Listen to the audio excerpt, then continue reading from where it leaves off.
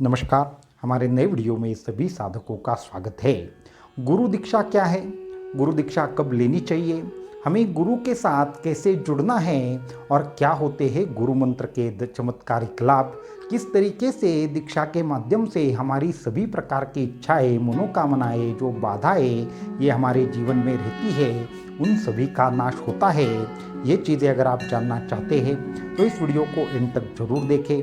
साथ में ही हमारे चैनल को सब्सक्राइब करें, वीडियो को लाइक करें और ज़्यादा से ज़्यादा लोगों तक इन्हें पहुँचाएं। तो वीडियो को शुरू करते हैं। तो गुरु दीक्षा का अर्थ क्या है? तो हमारे शास्त्रों ने अनेक प्रकार से ये कहा है कि अगर आप तंत्र सिद्धि हासिल करना चाहते हैं, आपके जीवन में कोई ग्रह दशा खराब है, आपके ऊपर बाहरी तंत्र मंत्र की जो शक्तियाँ है वो प्रभावी है, जन्म से ही आपके कुंडली में अनेक प्रकार के दोष है और आपके जीवन का आप संपूर्णतः एक तरीके से आपके जीवन को सार्थक करना चाहते हैं, तो आपको गुरु के पास जाना चाहिए और गुरु ने दिए हुए मंत्र की साधना करनी चाहिए और इस मंत्र की प्राप्ति को ही गुरु दीक्षा कहा जाता है। तो गुरु के माध्यम से प्राप्त हुई शिक्षा और शिक्षा पद्धति को ही दीक्षा कहते हैं। दीक्षा के अपने अपने अनेक प्रकार के लाभ है, परंतु दीक्षा का मूल अर्थ क्या है? दीयते क्षालनार्थम। तो सभी प्रकार के हमारे जीवन के दोषों का क्षालन करने के लिए जो एक सूत्र या जो एक शक्ति साधकों को गुरु के माध्यम से प्राप्त होती है, उसी प्रक्रिया को दीक्षा ऐसा कहा जाता है। तो दीक्षा कितने प्रकार की होती है? तो हमारे तंत्रों में तो 64 प्रकार की दीक्षाओं का वर्णन आया है। इसमें भी मंत्र दीक्षा है, तंत्र दीक्षा है या फिर शक्तिपात दीक्षा है। ऐसे अनेक प्रकार हमारे दीक्षा में आते हैं, परंतु किन साधकों को दीक्षा लेनी चाहिए, कब दीक्षा लेनी चाहिए और उससे क्या क्या लाभ होते हैं, ये भी थोड़ा सा हम बताना चाहेंगे। तो जैसे कि हमने कहा कि हमारे जीवन में अनेक प्रकार के दुख होते हैं, भोग होते हैं, जिनके कारण हमारे जीवन में अनेक ऐसी चीज़ें होती है जो हम प्राप्त करना चाहते हैं, परंतु हम प्राप्त नहीं कर पाते। किसी को धन चाहिए, किसी को एक तरीके से मान सम्मान चाहिए, किसी को अच्छे तरीके से उनके सभी संकल्प सिद्ध होने चाहिए, बड़ा घर चाहिए, या हमारे जीवन में जो भी दुख हो उसका नाश हम चाहते हैं। कुछ साधक होते हैं जिनको सिद्ध होना है, उनको बहुत सारी सिद्धियाँ चाहिए, उनके जीवन में उनको एक तरीके से आध्यात्मिक प्रगति चाहिए और अंततः सभी को मुक्ति की ओर जाना है। तो इन सभी चीज़ों के लिए एक प्रकार से आप दीक्षा ले सकते हैं। हमारे जीवन में ऐसे अनेक कार्य हैं जो बहुत ज़्यादा कष्ट करने के उपरांत भी, बहुत ज़्यादा प्रयास करने के उपरांत भी हमें साध्य नहीं होते और उसकी वजह से हम किसी न किसी मुश्किल में फंसते जाते हैं। आप बहुत सारी प्रकार से एक तरीके से विशेष फल की प्राप्ति के लिए प्रयास करते हैं, लेकिन बहुत ज़्यादा प्रयास करने के उपरांत आपके हाथ में कुछ भी नहीं लगता। आप जितने भी चाहे उतने प्रयत्न करें, परंतु आपके मन मुताबिक चीज़ें नहीं होती। तो जब ऐसी चीज़ें होती है तो कहीं ना कहीं पे आप जीवन में हताश होते हैं, निराश होते हैं और 10 लोगों के पास जाकर आप पूछते हैं कि हमारी समस्या क्या है, इस समस्या से हम बाहर कैसे आए।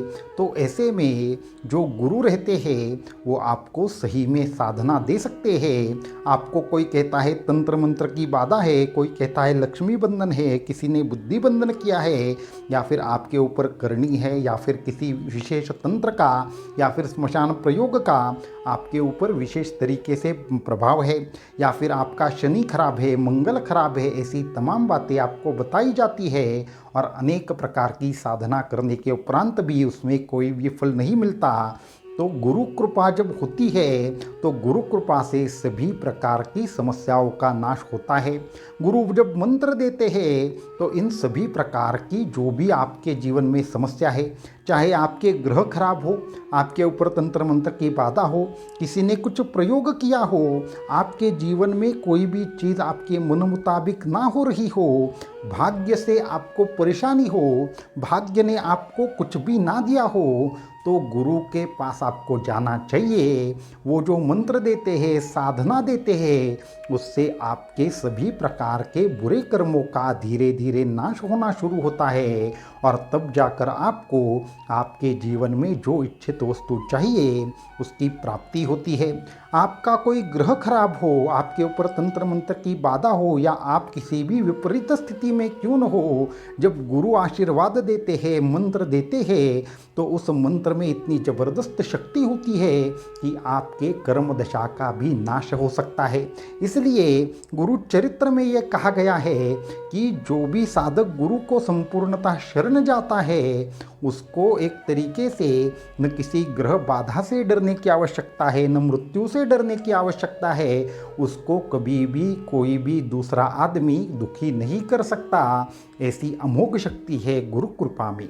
लेकिन ये गुरु कृपा कब होती है?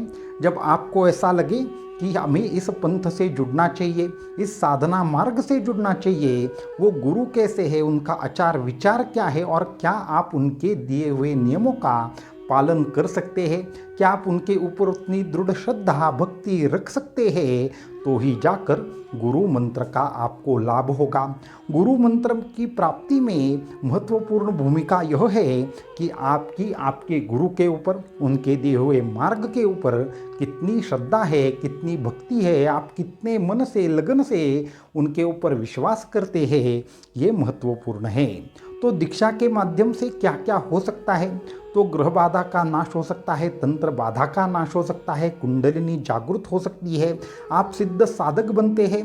गुरु दीक्षा के बाद ही सभी प्रकार के मंत्र अपने आप सिद्ध होना शुरू होता है। मंत्र में मंत्र चैतन्य की प्राप्ति होती है, अनेक बड़ी बड़ी साधनाएं सिद्ध होती है। आपको हमेशा मंत्र सिद्धि के पीछे लगे रहने की आवश्यकता नहीं होती।